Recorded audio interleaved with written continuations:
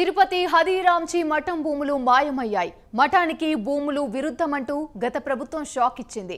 తిరుపతి నగరం మధ్యలోనే హరిరాంజీ మఠం భూములను మాయం చేసిన వైసీపీ హయాంలో రెవెన్యూ వ్యవస్థలు పట్టించుకోలేదు. కౌలుదారులే భూదోపిడీకి పాల్పడ్డారంటూ ఫిర్యాదులొచ్చాయి. భూములు కాపాడుకునేందుకు కోర్టుల్లో పోరాడుతామన్నారు. అయితే పొరుగున ఉన్న 2 రాష్ట్రాల్లో భూములు సేఫ్గా ఉన్నాయి.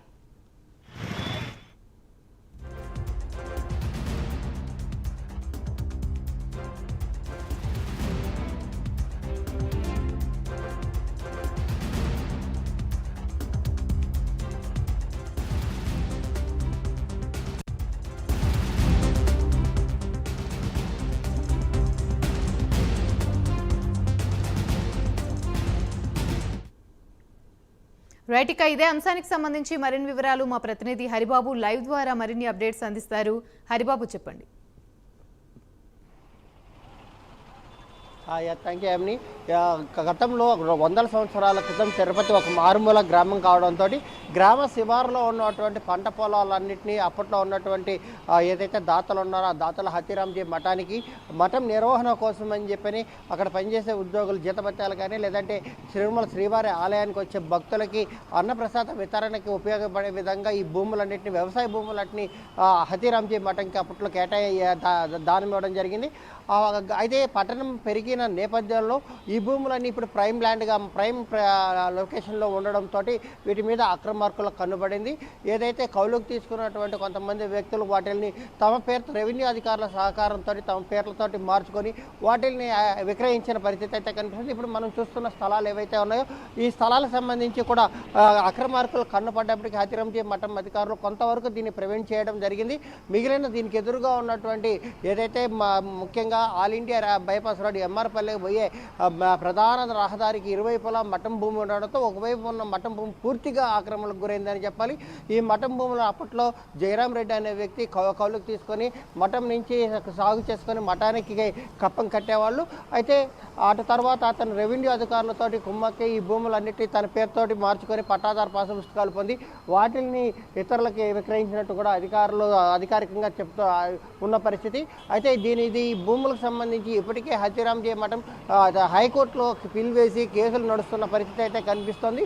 ఈ కేసు నడుస్తున్న ఓవైపు మరోవైపు అక్రమ నిర్మాణాలు మాత్రం యథేచ్ఛగా సాగుతున్న పరిస్థితి అయితే కనిపిస్తోంది. 2019-24 మధ్యలోనే దాదాపు ఈ ప్రాంతంలోనే దాదాపు 25 బిల్డింగ్లు కొత్తగా వెలిసాయంటే గత ప్రభుత్వ పాలనలో అంటే వైకాపా ప్రభుత్వ హయాంలో ఏ తరహాలో అధికార దుర్వినియోగం జరిగిందని చెప్పాలి.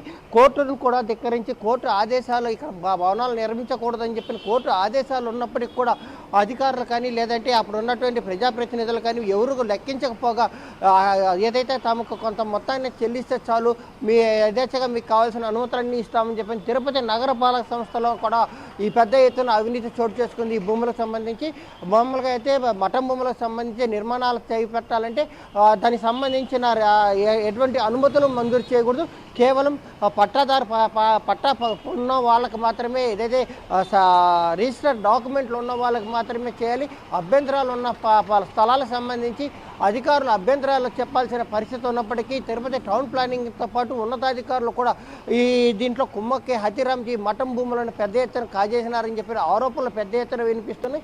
దీనికి సంబంధించి కూడా ఇప్పుడు కోర్టులో కేసులు నడుస్తున్న నేపథ్యంలో కూడా గత ప్రభుత్వంలో వీటిని పెద్ద ఎత్తున నిర్మించి వాటిని ఇతర వ్యాపార సముదాయాలకు బాడుక్కిచ్చి వేల కోట్ల రూపాయల ఆదాయం సంపాదించుకుంటున్న పరిస్థితి అయితే కనిపిస్తున్న కేవలం మఠానికి సంబంధించిన ఆస్తులను పరిరక్షించుకోవడానికి సిబ్బంది లేకుండా మఠం నిర్వాహకులు చాలా ఇబ్బంది పడుతున్న పరిస్థితుల్లో రాష్ట్ర ప్రభుత్వం ఈ మఠం భూములను సంరక్షించేందుకు పెద్ద ఎత్తున చర్యలు చేపట్టాలని వీటి సంరక్షించడంతో పాటు ఇటు భవిష్యత్తు అవసరాల కోసం గతంలో సుప్రీంకోర్టు కూడా మఠం భూములు కానీ లేదంటే దేవాదాయ భూములు కానీ ప్రభుత్వ భూములు కానీ అన్యాక్రాంతం కాకుండా చూసుకోవాలి.